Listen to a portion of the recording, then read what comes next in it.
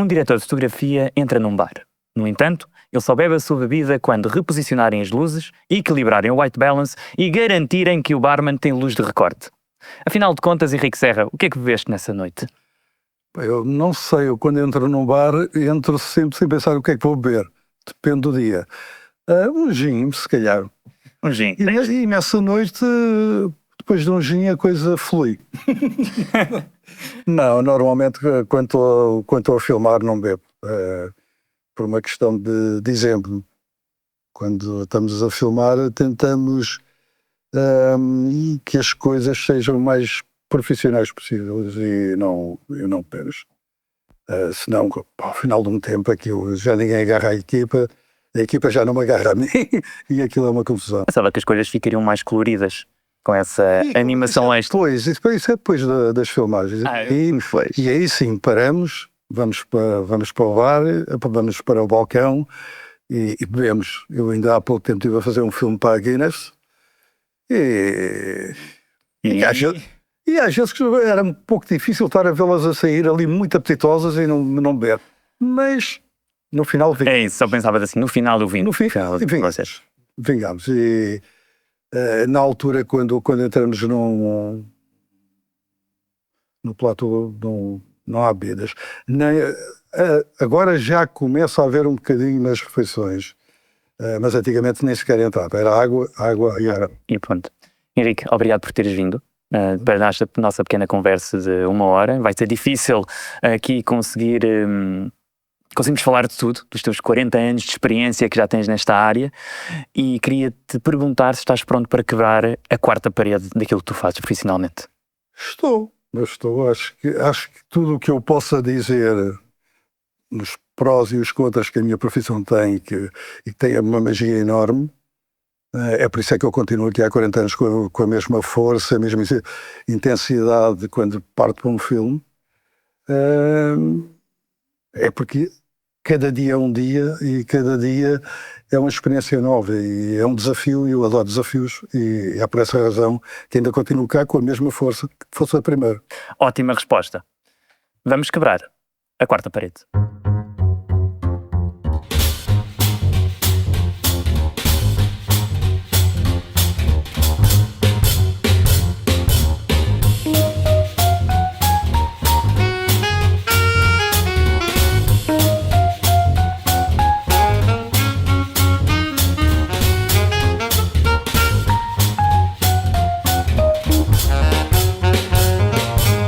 Ainda há uns dias estava a ter uma conversa com uma amiga minha e estávamos por acaso a passar por uma zona onde estava uma equipa de gravação. Não sei se estavam a gravar uma novela, se estavam a gravar um filme ou se era publicidade. E esta pessoa estava curiosa e perguntou-me: Nuno, consegues-me ajudar aqui a tentar perceber um bocadinho quem é quem nesta equipa?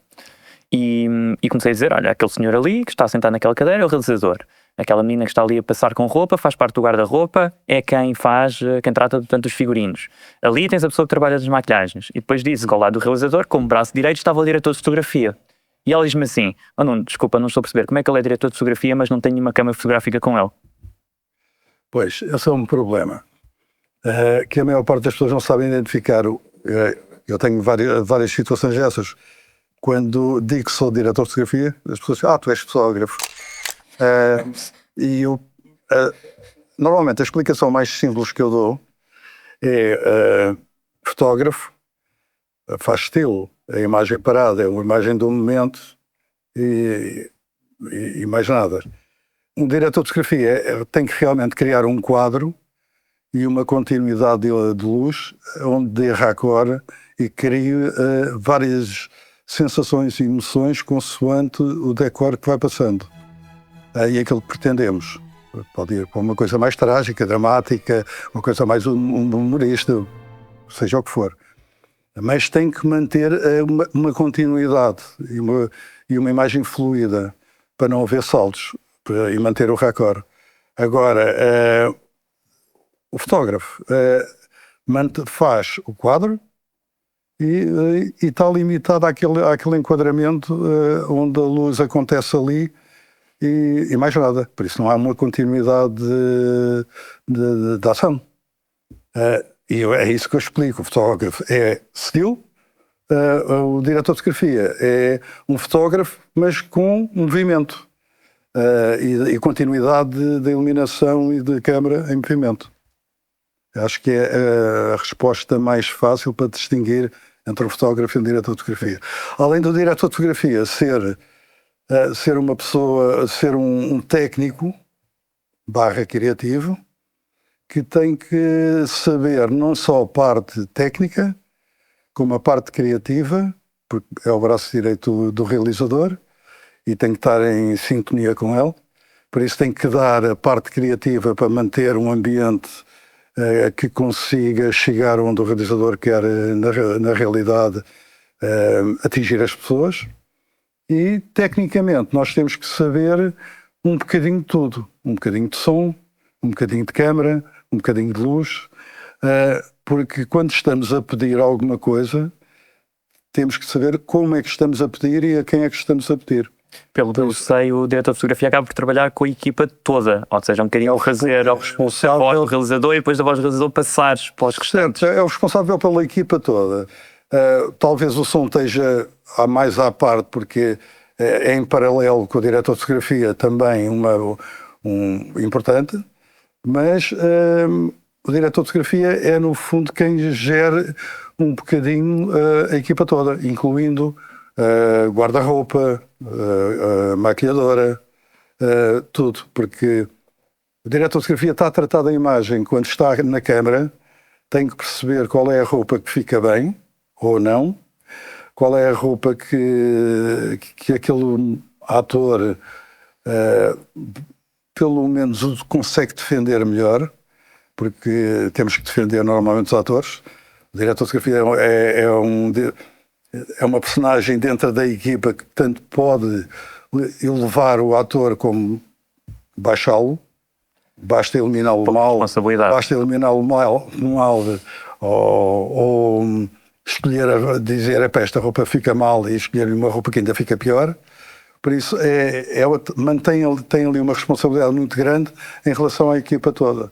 Por isso, acaba por dar algumas dicas à equipa, não sabendo, porque, como é lógico, uma maquiadora sabe muito mais que eu de maquilhagem, mas temos a vista treinada e a experiência para saber que depois de imprimir aquilo, se calhar aquela maquilhagem não é mais correta.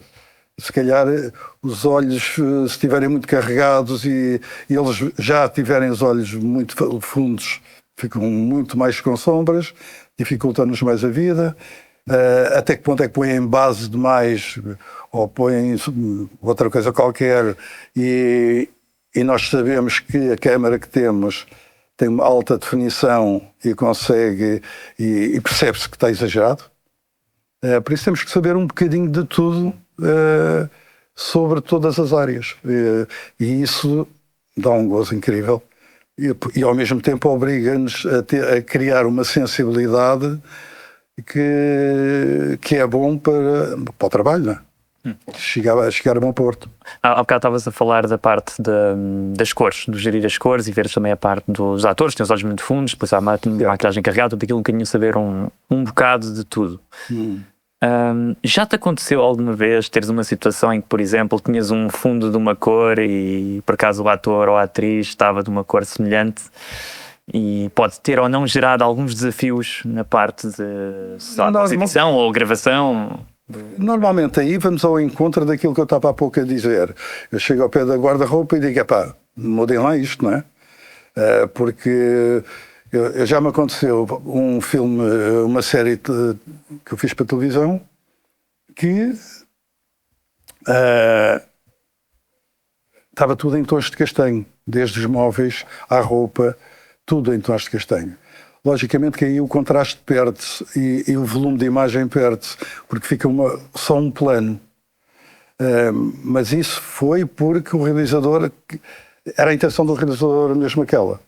E aí deixamos ir. Mas de resto não, de resto muda-se.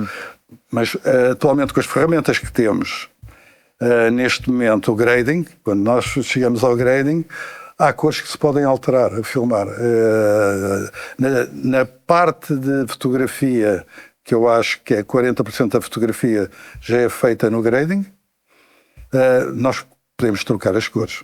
Passar umas calças verdes para azuis, para outra coisa, outra cor qualquer. Perfeito, porque isso por acaso perguntar um bocadinho, conseguias dar um exemplo de, ok, grading, como é que isso pode afetar uma imagem e como é que tu fazes essa alteração? Porque achei que uma vez as coisas gravadas, era a cor com que eram gravadas e, ponto final, sabia que havia qualquer coisa que pudesse fazer na pós-edição, não a esse nível de, ok, vou alterar de repente as cores todas. Não alteramos, mas em último caso podemos brincar com as cores e alterar. Houve uma altura que estava na moda, por exemplo, tudo branco e preto e só um vermelho. E os filmes estavam todos assim. Punham tudo a branco e preto e puxavam o vermelho. Por isso, a grande vantagem do grading agora é que temos uma ferramenta que antigamente não tínhamos. Se eu for mais atrás, eu posso explicar que em película, por exemplo, não havia esta coisa do grading, não havia, vamos lá mudar as cores, era com uma lupa através de revelação e eles iam mudando o banho e iam alterando no próprio banho, alterando as cores, ou dando mais magentas, ou dando mais... E era por tentativas. A partir do momento em que começámos a passar para vídeo e trabalhar o grading em vídeo, tudo se alterou. E daí eu dizer que, quando nós dizemos que somos diretores de fotografia, somos sim, mas metade da fotografia, 40% da fotografia é feita no grading. Tem que ter a base certa, mas é feita no grading. Por isso eu quando faço um filme nunca perco um telecinema, porque é importantíssimo. Porque podem estragar o filme ou alterar para aquilo que tu pretendias na realidade.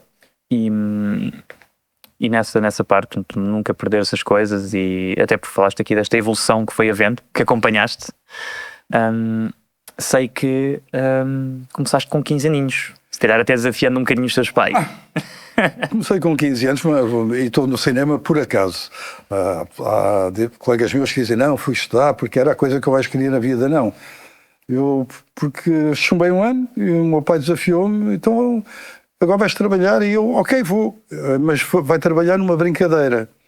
E eu saí de casa e fui arranjar um trabalho. Por coincidência, era uma produtora de publicidade. E aí comecei, e como gostei tanto, já não voltei.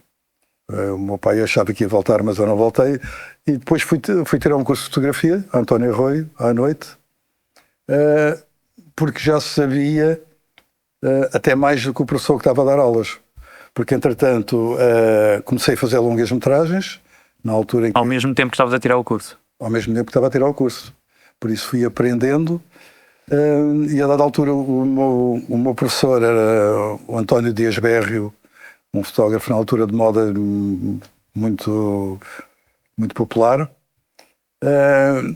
que eu até fui estagiado depois com ele, e que de vez em quando tinha trabalho e disse, fica tu a dar aulas. E eu ficava com 18 anos a dar aulas de António Arroio. Mas porquê? Porque eu aprendia com a experiência. E às vezes a experiência é boa, mas faz falta também a parte académica. Porque sem as duas não resulta. E tive essa necessidade de estudar até para perceber a razão de algumas coisas que aconteciam. E comecei em longas-metragens até muito tarde. Fiz algumas. Entretanto, sei que depois foste para a publicidade e agora tens um desejo de quereres voltar para a parte da ficção, para, entre aspas, fechares aqui o ciclo de vida. Mas antes de partirmos para essa parte, achei que quando falaste da formação, da importância que é a parte da formação, neste caso na fotografia, nós tivemos cá um convidado há uns episódios atrás que era fotógrafo e se calhar aproveito para desafiar exatamente com a mesma questão, que é o técnico versus aquilo que as pessoas normais acham que é bom. E acho que é um paralelismo interessante com isto que acabaste de dizer, portanto, formação versus aquilo que já sabes ou a prática que já tens? Eu acho, não sei se é aqui que quer chegar, mas eu acho que a parte de formação, a parte técnica, eu acho importante, mas o que é que eu sinto? Acho que um fotógrafo ou um diretor de fotografia, atualmente, quando era filme não era assim, porque quando era filme era mais técnico. Quem sabia o que ficava imprimido, o que imprimia, a única pessoa que sabia era o diretor de fotografia, nem o realizador. Por isso, quando ia para o laboratório, para a revelação, era tudo às cegas. Atualmente as coisas alteraram. Aliás, era coisa às cegas e às vezes as coisas davam para o torto. E se calhar só tinhas uma oportunidade para o fazer. E só tinha uma oportunidade para o fazer. Quando ia para a revelação, aquilo passava pelo banho, eram agrafados os vários filmes, e quando aquilo partia, caía no banho e tinha-se que filmar tudo de novo. Atualmente, com esta evolução do HD, do digital, melhorou-se bastante esse risco que corríamos. Mas, por outro lado, havia a parte técnica, que era importante saber e aprender e estudar. Atualmente, a parte técnica também é importante, porque neste momento as câmaras, tipo a Alexa, por exemplo, que eu considero a nível de digital a melhor câmara, a mais parecida com a câmara de película, pelo menos é que tem uma gama de cinzentos maior, o que dá mais volume à imagem, e a imagem que é mais parecida com o filme, porque a reta também é, mas é uma coisa mais dura. Essa, por exemplo, nós temos que saber também técnica, mas não tanto como era com o filme. Acho que agora o diretor de fotografia, o fotógrafo, é uma questão de estética, é uma questão de extensão do teu olhar e daquilo que tu pretendes. Percebes? No fundo, o que tu pretendes conseguir atingir com o filme. E nessas dificuldades que havia antigamente, no que falaste da parte da película, tiveste alguma situação quando estavas, por exemplo, a começar na tua carreira, se calhar como... Não sei se entretanto fizeste de assistente antes de seres logo diretor de fotografia, fizeste de assistente.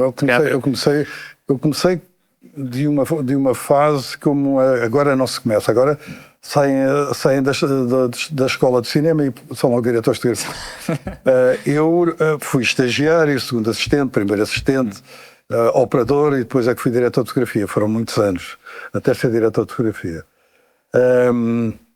E antes havia uma coisa que era a praxe. A praxe. Como é que era essa praxe? Muitas maldades.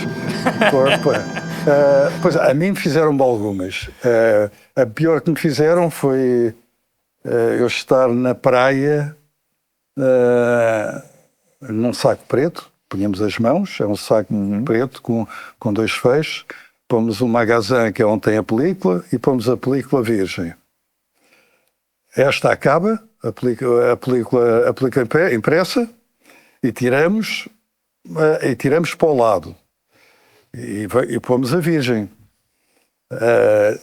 E aconteceu-me que quando eu ia tirar a impressa, cada lata tem 120 metros, aquilo começou em serpentina. Foi em 120 metros. Com um calor enorme, a 30 graus, eu na praia, em cima do capô de um carro, e o que é que eu vou fazer? Está fresquinho, o capô também, né? Porque estava tudo fresquinho. O que é que eu vou fazer agora a isto? Então comecei a enrolar 120 metros à mão. Toda a gente olhava para mim, eu escorro. Suar profusamente. E eu com os olhos abugalhados, porque ao enrolar não temos que partir, ou senão estragamos a película, claro. E foi uma das coisas. Tive outra, que foi porem baratas dentro de um saco preto. Eu estava a mudar e de repente começo a sentir coisas assim, e eram baratas só. Fizeram assim muitas. Como ir à procura do obturador. Olha, vai ali ver onde é que está o obturador. Mas qual obturador? Está numa caixinha branca. E malta ia a correr à procura à procura de um obturador que não, como é lógico, o obturador não sai da câmara. Então eu ia à procura de um obturador que sempre esteve dentro da câmara. Era ótimo. Fazia-se assim muitas coisas, tipo apanhar o resto de rolos, dar aos estagiários para eles tirarem fotografias, depois estar cá fora da lata, por isso já estava velado, como é lógico. Havia assim muitas brincadeiras. Agora já não se faz tanto. As coisas agora já estão muito mais calmas. Mas tens acompanhado esta evolução. Tivemos esta parte, tanto nas fitas, falaste e contaste aqui estas peripécias. Já agora, alguma vez te vingaste destas paradas que fizeram a alguém? Eu só fiz uma vez, foi essa do rolo de fotografias. Acabou o magazine, sobrou 5 metros de película e eu tirei a película de lá e dei assim à mão para o estagiário: olha, vai levar ao teu pai, que era o diretor de som, vai levar ao teu pai, e ele era perchista, vai levar ao teu pai e diz que para levar para casa para tirar fotografias. E ele foi. Claro que o pai andou com uma atrás dele para lhe bater, porque realmente era, não dava. Houve assim algumas coisas com piada. É a vantagem porque isto é quase uma família. E nós estamos aqui, é um bocado de família. É isto que nos dá gozo continuar a manter-nos na nossa profissão. É esta magia, esta camaradagem. Nesse tópico de família e camaradagem, vou agarrar aí. Publicidade versus cinema. Sei que são dois conceitos numa equipa de rodagens completamente diferentes. Sim. Não sei até que ponto é que a função de diretor de fotografia é afetada na forma como trabalha, mas sei ou tenho ideia de que pelo menos essa parte, estavas a falar das relações, também é muito diferente. Nós, quando estamos a fazer a publicidade, temos 2, 3 dias e muda-se a equipa e já é outra equipa completamente diferente. Quando estamos a fazer uma longa ou uma curta, estamos 3 meses, 2 meses diariamente. Normalmente tem que haver, enquanto na publicidade a hierarquia, e quando eu digo hierarquia não é puxar galões, a hierarquia é a disciplina no platô, a disciplina para cada um sabe o que faz.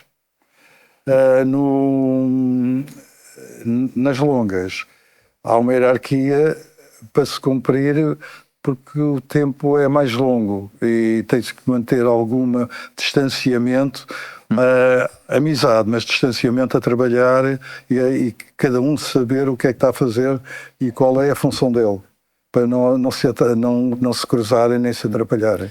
Não é num mau sentido de hierarquia, de eu sou maior ou melhor que tu, é no sentido de isto precisa ter hierarquia para funcionar. É uma forma diferente de organização de equipa. O realizador, além disso, existe respeito nos dois lados, mas existe mais respeito pelo trabalho do outro, do próximo. Existe muito mais respeito porque também é mais tempo em conjunto, por isso as pessoas mantêm-se ali.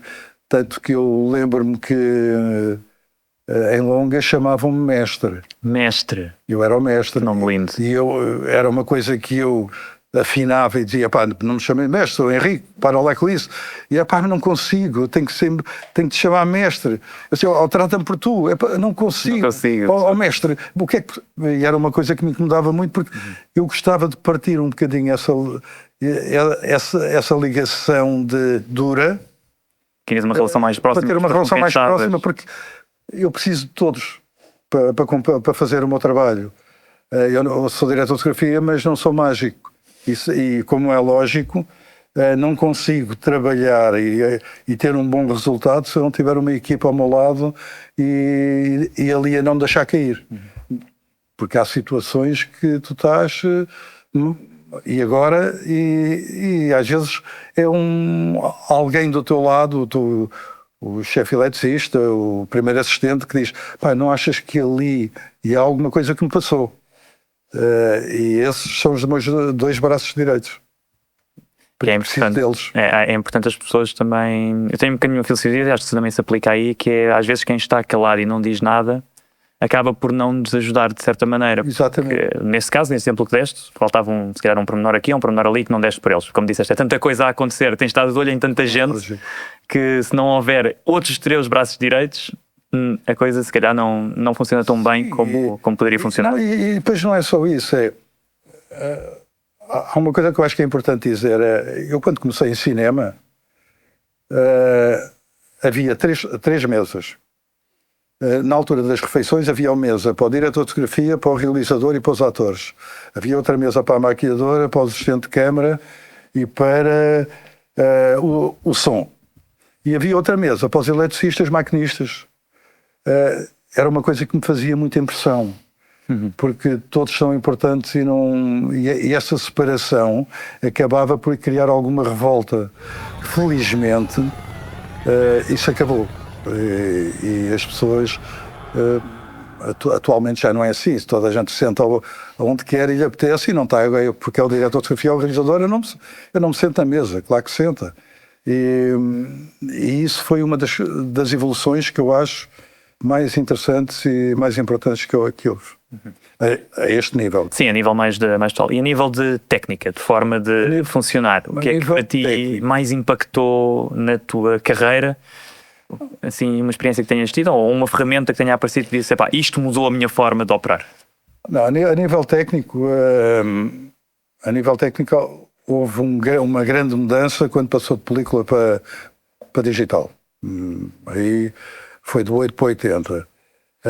Tanto que houve colegas meus que não continuaram, ficaram pelo caminho. Mas porque não se adaptaram? Não se adaptaram. Porquê? Porque é muito diferente.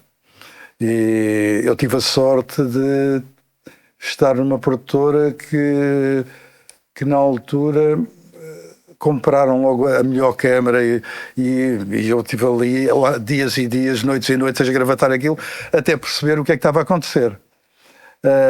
E fui-me adaptando. Mas houve colegas meus que atualmente estão a dar aulas na escola de cinema porque não se adaptaram. Tinham aquele registro de cinema e era cinema e acabou. E isso faz sentido para ti? Ou seja, só aqui uma parte mais pessoal, faz sentido que quem não se tenha adaptado a estas novas tecnologias esteja a dar aulas? Ou achas que eles se adaptaram depois ou apanharam a teoria e conseguem dar aulas dessa maneira? Eu acho que estão. Porquê? Porque a escola de cinema continua a dar aulas como se fosse de cinema. O problema da escola de cinema é que eu tive alguns assistentes e estagiários comigo e que a maior parte deles não se adaptavam e acabavam por ir embora.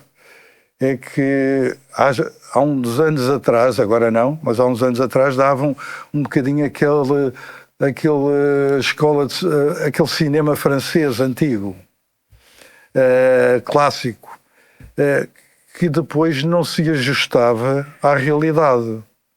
Não se ajustava à realidade. O que é que aconteceu? Quando tiveram a realidade, que era uma realidade mais crua e mais dura, acabaram por não aguentar ir embora.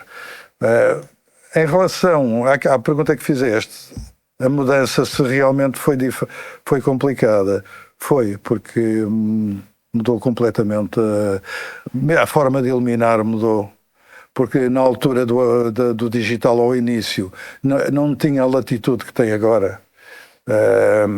O preto do preto para o branco a gama de cinzentos era mínima, por isso o contraste era muito forte.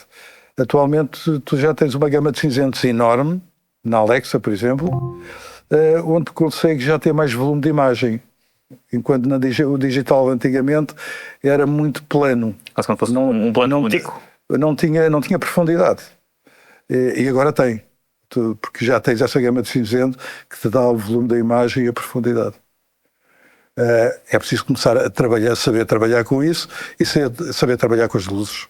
E nestes desafios todos que foste tendo, desde esta adaptação, a muitos mais que certamente tiveste durante a tua vida, qual é que foi o maior que já tiveste? Desafio? Sim. O maior... Tive vários. Tiveste vários. Sei que fica difícil de escolher. O maior desafio. Estás-te a referir em relação ao que Na tua atividade profissional, em todos os projetos que já fizeste, desde filmes, publicidades, a curtas, a videoclipes de músicas, qual é que foi assim aquele que tu relembras com carinho? Este deu-me muita pica de fazer. Lembro-me de um que teve... Lembro-me de uma curta que fiz, que ganhou o prémio da Fantasporto, por acaso, como melhor curta, e que me aconteceu uma coisa durante estes anos todos, que eu já tive problema, que já me aconteceu tudo, até caí de um helicóptero a filmar, coisas do género, já me aconteceu tudo. Deixa-me fazer até aqui uma pausa, por favor. Gostava que fosse um bocadinho mais em detalhe nessa. Como é que tu caíste um helicóptero? Desculpa, ajuda aqui a contar essa história que fiquei super intrigado agora. Não, porque estava... Não, eu já fiquei 2 vezes no helicóptero. 2, ok. Gostaste tanto da primeira que decidiste repetir? Gostei, mas bora lá cair outra vez. Não, a primeira foi em Coimbra. Eu vinha do Porto para Lisboa. O Steven, havia um realizador americano, que era o Steven, que era completamente fora, e tinha uma reunião em Lisboa, tínhamos acabado de filmar, eu vinha com o Marie 3 cá atrás, ele vinha com o piloto e com o mecânico e ele ao lado, e de repente viemos para Lisboa e em Coimbra um nevoeiro cerrado, e então íamos a sobrevoar só pelas montanhas. Só que a dada altura as montanhas também desapareceram. Foram dar uma curva. E estava tudo branco. E então o que é que o piloto fez? Tentou baixar. Começou a apanhar cabos de alta tensão. Olha aqui um cabo de alta tensão, olha ali outro. E vamos subir, que há aqui muitos cabos de alta tensão. Então começou a subir. E conforme começou a subir, não estava a subir. Estava a virar. E começámos a ouvir aquilo em queda livre. E o realizador a gritar vamos morrer, desculpem, a culpa é minha, o piloto a dizer vamos morrer, e toda a gente eu a ver a minha vida a passar assim à minha frente, como se estivesse ali ao meu lado. Estavas a ver o filme da tua vida? O filme da minha vida, que isso acontece mesmo a quem já foi. E de repente batemos numas árvores, aquilo andou aos trambolhões, a cauda ficou toda torta, batemos de um lado oposto à hélice, senão não estava cá agora a falar contigo. Sim. Ficou torta, ele começou às rodas, a virar, não sei o quê, ele conseguiu estabilizar a 30 metros do chão e entrou em pânico e ficou parado. Aí comecei a gritar com ele, para ver se ele saía daquele estado. E ele deixou cair o helicóptero e pronto. E cada um teve assim uma reação mais estúpida para aquela altura. O realizador desapareceu, saiu de coisa e desapareceu. O piloto agarrou-se à cabeça no chão. O mecânico não saiu de lá. E eu saí do helicóptero, agarrei numa pedra e comecei a ligar às pessoas. Olha, é só para dizer que estou bem. Olha, é só para dizer que... E as pessoas... que é que lhe deu? Aconteceu, pois é. Deu-lhe ali qualquer coisa. Com ele que de repente está assim um bocado estranho. E pronto, isso foi a primeira vez. A segunda foi em Angola a filmar. Normalmente eles têm aqueles helicópteros muito bons. Assim. Muito bem tratados. Estou e pronto. Aquela qualidade. Uma qualidade incrível e tivemos de deixar cair num campo de futebol o helicóptero. Portanto, por isso... Uma semana depois estava a viajar para o Quênia para ir filmar. É só mais um dia na tua vida. Mais um dia. Pronto, fui. E também me aconteceu uma coisa gira, por acaso aí. É que foi? O realizador, estávamos a filmar os Maçais, que são uma tribo, como tu sabes, conhecidíssima em todo o mundo, terríveis. Eles vão para a savana e os leões fogem deles e só levam uma lança, nada.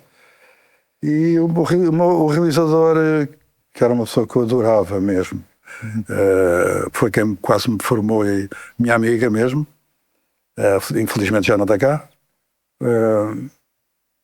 era louco, porque ele gritava com as pessoas para acabar o filme cedo para depois ir para casa. Pronto. Neste caso era para ir para o hotel. Então, quanto mais pressão fazia, acabamos isto depressa e vamos. E começou a gritar com os maçais. Deixa-me adivinhar, não correu bem. A coisa não ia correndo bem. O major que andava connosco para nos defender, como armado, chegou ao pé de mim e disse que seu colega é para estar calado. Ninguém vai sair daqui. Pronto. Aconteceu assim, de vez em quando acontecia assim umas coisas interessantes. E é isso que me obriga a ter esta alegria a falar da minha profissão. Porque há sempre coisas novas. E com essas histórias nesses países diferentes, mirabolantes, eu não pensaria até hoje que isso fosse acontecer. Portanto, essas 3 histórias que contaste, achei que, de certa forma, não era mesmo possível, mas aparentemente provaste-me de errado e que o mundo do cinema tem a sua magia para além daquilo que vai para os ecrãs. Há muita coisa a acontecer. Tem a magia, mas depois dá também uma experiência de vida que é raro alguém ter. Dá-nos essa hipótese de ter esta vida rica que ganhamos com estes pequenos pormenores. Alguma vez cometeste um erro em que ficaste a pensar, a minha carreira acabou aqui, já não consigo fazer mais nada, isto foi terrível? Já. Foi eu estar a medir a luz e durante o dia coisa corria maravilhosamente bem. Eu já estava com 36 horas seguidas sem ir à cama e de repente alguma coisa deve ter acontecido e o fotómetro, a sensibilidade mudou. Ou eu toquei com o dedo, então estive a medir a luz com uma sensibilidade completamente diferente daquela que a película tinha. E disse, estou tramado. Quando foi revelado e foi para o telecinema, quem me safou foi o colorista.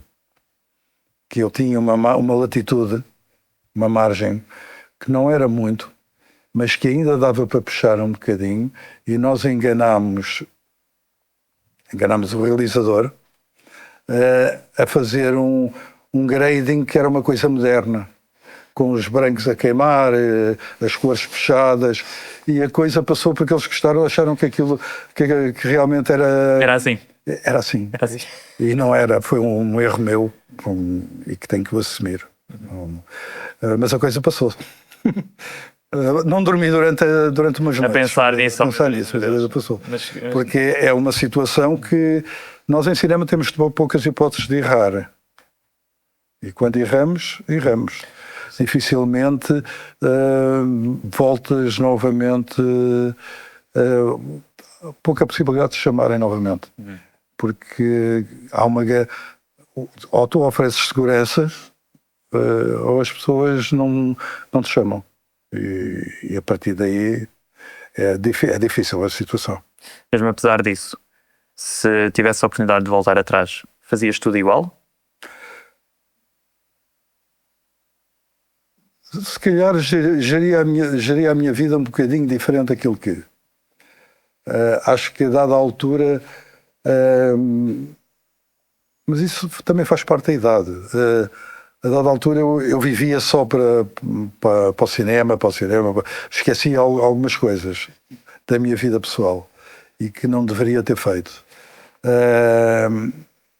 E se calhar deveria ter...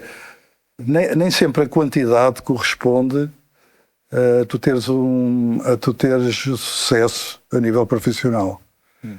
Se calhar é mais importante fazeres uma seleção dos projetos e aceitares aqueles que te podem pelo menos dar prazer, ter mais visibilidade.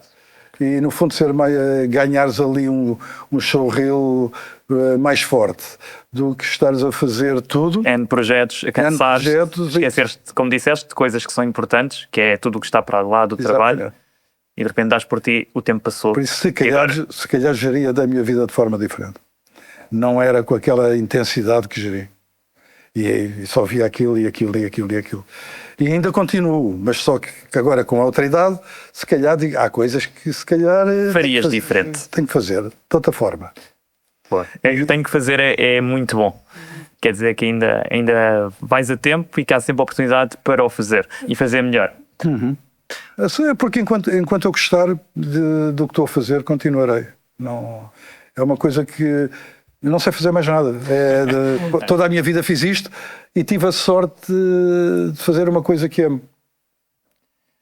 Isso digamos que não é mesmo difícil, mas é quase que é como um milagre para nos fazer algo que nós gostamos, como nossa profissão e aquilo que nos dá gosto e prazer. Por falar nisso, mestre, tenho um desafio para ti. Mestre. Gostas de responder a perguntas rápidas? Gostar, não gosto, mas respondo. Temos pena, porque é o que se segue. Ok, então embora Vamos nisso. agora ter uma secção de perguntas rápidas, vou estar a dispará-las, são quase todas respostas de sim ou não. Isto é tipo sim ou não, mas a ideia é estarmos sempre aqui a bombar respostas constantemente. Estás pronto? É um desafio. Bom, eu adoro desafios, embora lá. Então vamos lá a isto. Vamos começar. Qual é a tua frase clichê favorita? Acho que não. Depois respondo. Pronto, depois respondes. Não, mas é mesmo. Essa é uma boa É frase. esta mesmo. Depois eu repito. Depois respondes. Ananás na pizza. Ananás na pizza. Não. O que levarias para uma ilha deserta? Canivete, talvez. Dia ou noite? Noite. Banda favorita? Tenho várias. Pink Floyd, que eu adoro e continuo Vá. e música clássica. Muito bom gosto. Só podia vir no diretor de fotografia. Qual é a tua palavra favorita? Ok. Se tivesse um livro sobre ti, que título é que darias?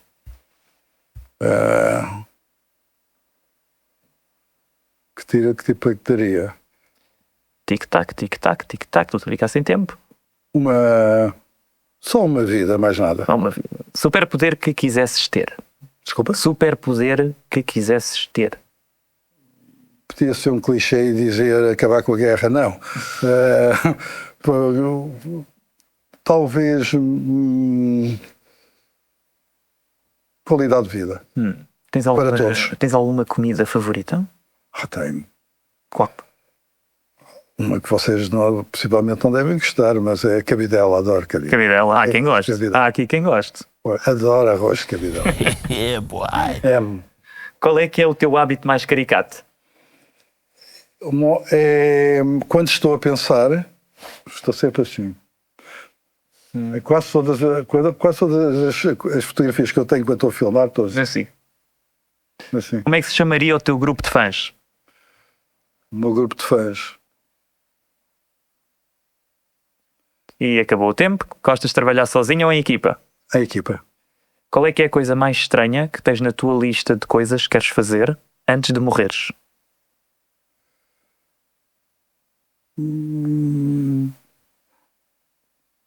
Não sei. Se faço pudesses ideia. começar um rumor sobre ti. Desculpa? Se pudesses começar um rumor sobre ti. Dizia que tinha abandonado isto e tinha ido para uma ilha. E agora diz-me, somos meninos de 3200 ou 5600 Kelvin? Somos meninos das Kelvins todos. Nunca mais filmar na Golden Hour ou grading para sempre num monitor mal calibrado com baixa dinâmica? Não, nem uma coisa nem outra. Nunca mais usar um ND ou fazer grading só com trackpad?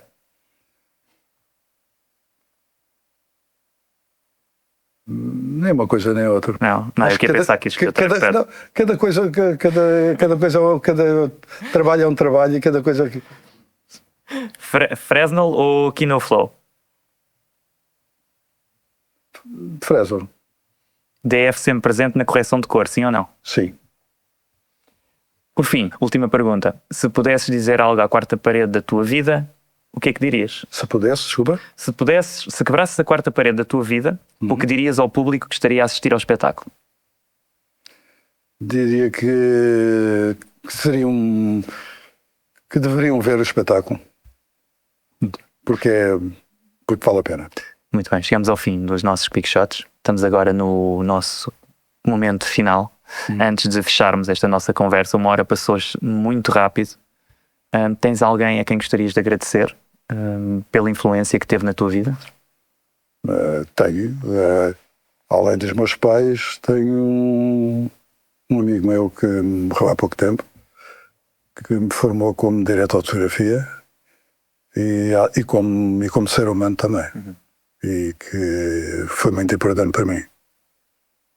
Tenho a agradecer a eles três. Sim. Obrigado, Henrique, por esta partilha profunda e sentimental. Notei isso na forma como falaste, após que era uma pessoa muito próxima de ti.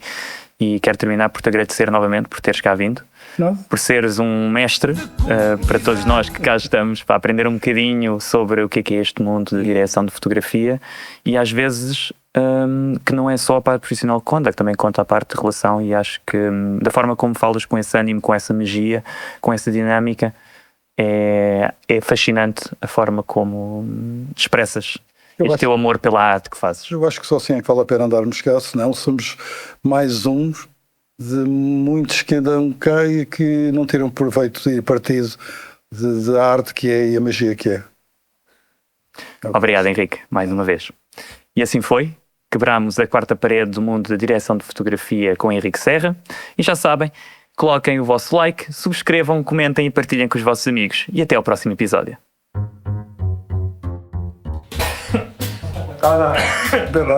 Um bocado a rascar. Queres um Heimlich? O Heimlich. Heimlich maneuver. Eu sei o que é que tu queres, Abati.